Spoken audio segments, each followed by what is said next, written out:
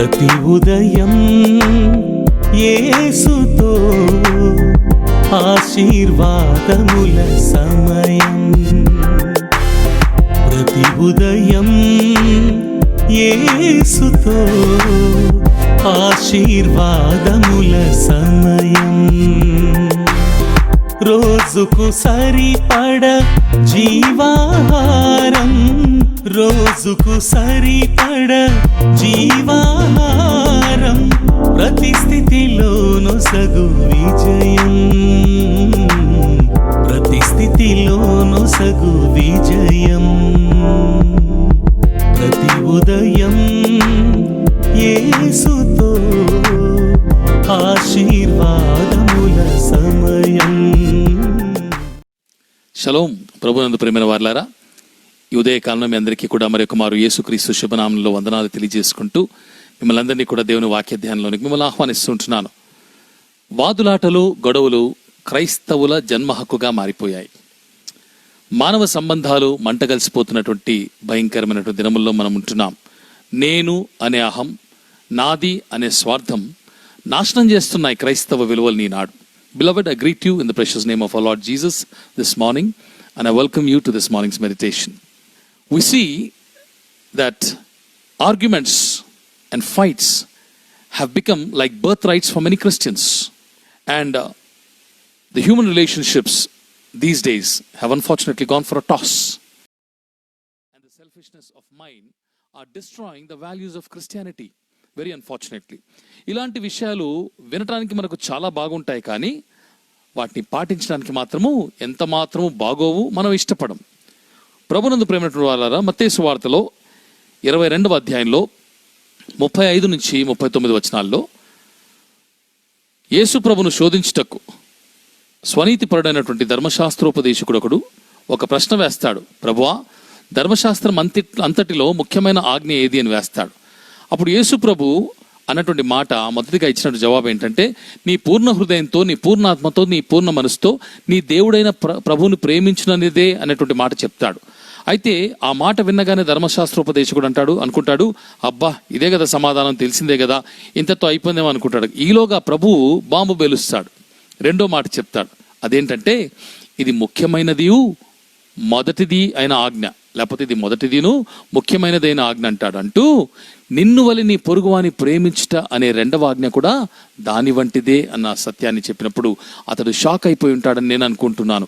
Beloved, we see that in Matthew chapter 22 verses 35 to 39, one of the lawyers from amongst the Pharisees there questions Jesus Christ. He's a self-righteous fellow, and he tries to question Jesus Christ, asking him which is the greatest commandment in the entire law of God. And then Jesus replies saying that to love the Lord your God with all your heart, with all your soul, and all your mind.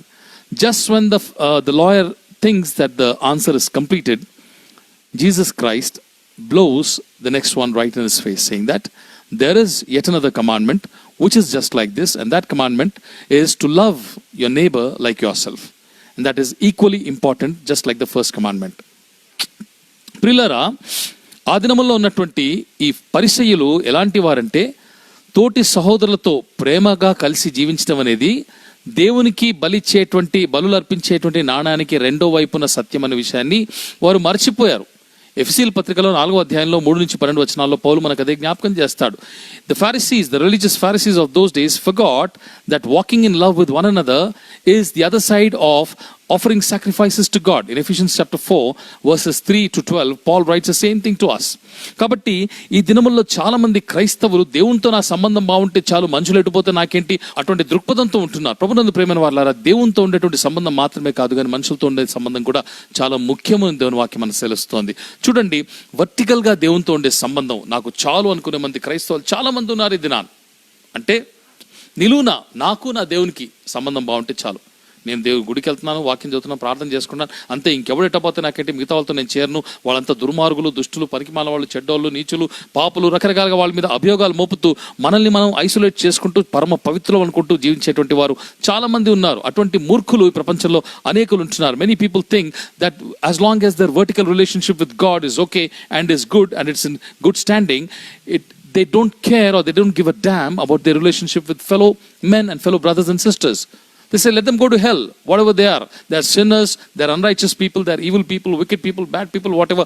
I don't have anything to do with them as long as my relationship with my God is right. That's more than enough, which is a very, very wrong thing to say.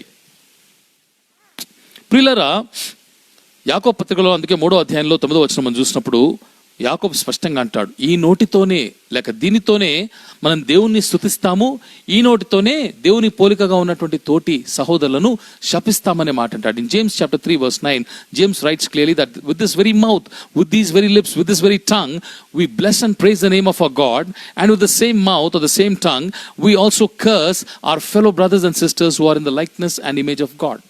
ఎంత భయంకరమైన మాట చూడండి. దేవుడు అన్నాడు, ఆయన్ని ప్రేమించేటువంటి వారు తోటి సహోదరులను కూడా ప్రేమించాలి. ఇటీవల ఫేస్బుక్లో ఒక ప్రశ్నోత్తరాల కార్యక్రమం జరిగింది. మీలో చాలా మంది చూసుంటారు అనుకుంటున్నాను.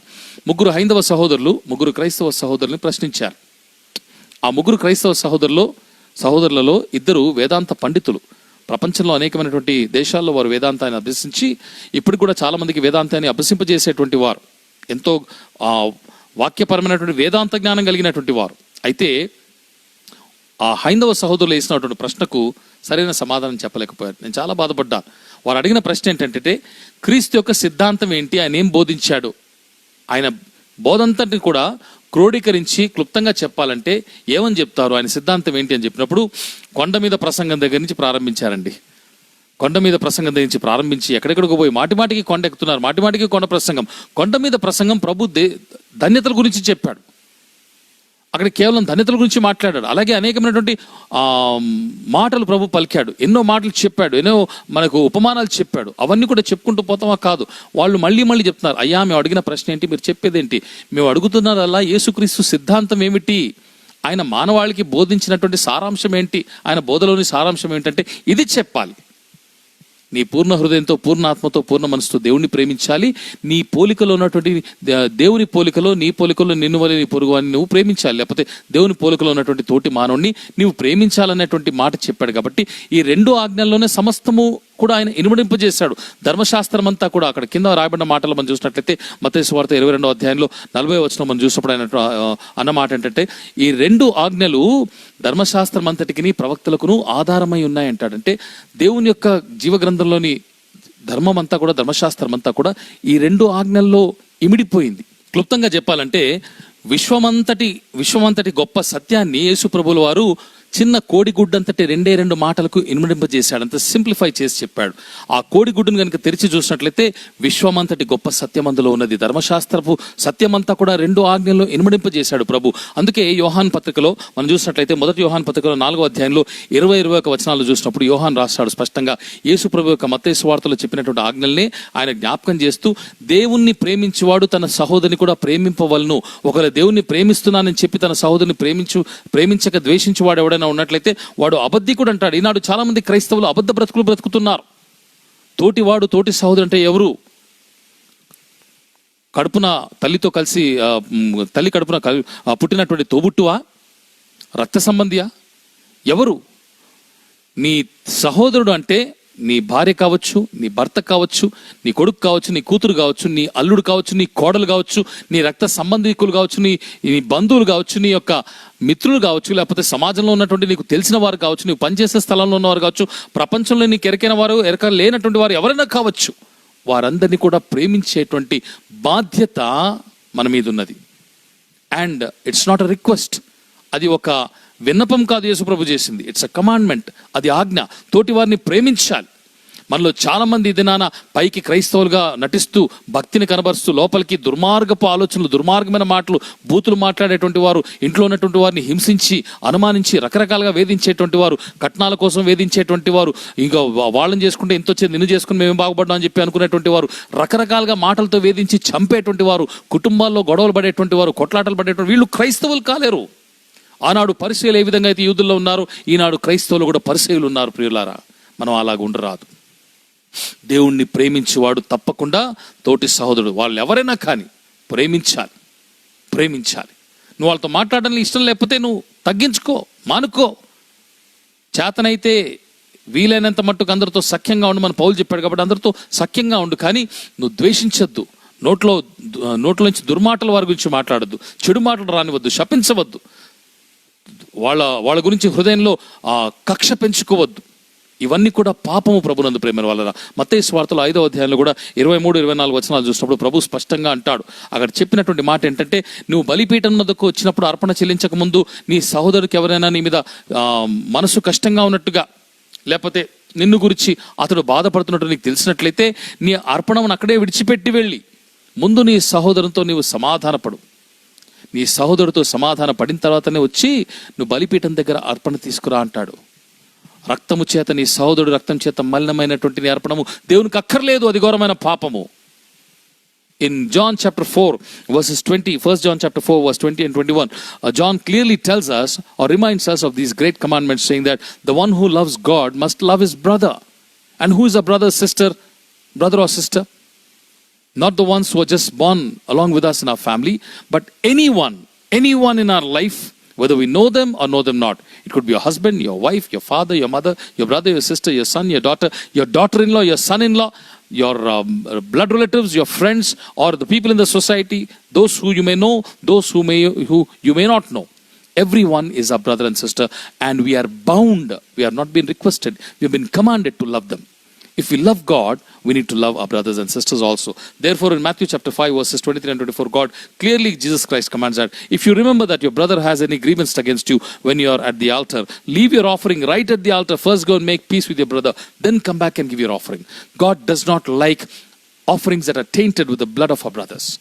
కయ్యను ఒక అర్పణ దేవుడు ఎందుకు అంగీకరించలేదంటే వాడి మనస్సులో తమ్ముడి పట్ల క్రూరమైనటువంటి ఆలోచనలు ఉన్నాయి.